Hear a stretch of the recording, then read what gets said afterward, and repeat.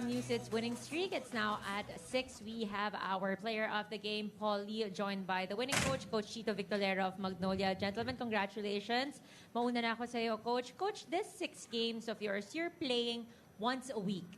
Ngayon, may konting adjustment sa ating schedule. Pabigat na rin ang pabigat yung mga makakalaban nyo.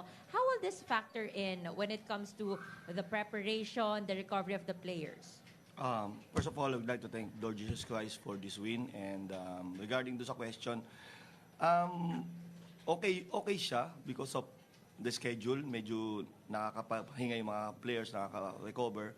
At the same time, worried lang kami nitong huli because it's a 10 days break and medyo nabago nga. So, medyo yung preparation namin hindi ganun ka sharp sa practice. But yung last 2 days namin, yun yung medyo maganda naman. I feel na mayroon kaming chance today because ang ganda nung practice na namin to the last 2 days. And now, we're facing another top teams which is Rain or Shine. So, it's a test for us, character-wise and individual and as a team also. And I think pati yung condition namin, pati yung mindset, it's a test for us. So, good thing kasi nga naman sa playoffs naman ganyan, every other day game. So, maganda rin para sa amin tong back-to-back games namin.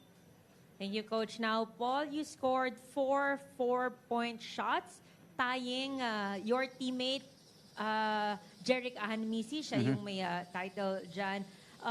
Just talk about this hot hands that you have right now and at the same time, yung balance din ng scoring na halos lahat ng pinasok ni Coach nakakapag-contribute offensively as well.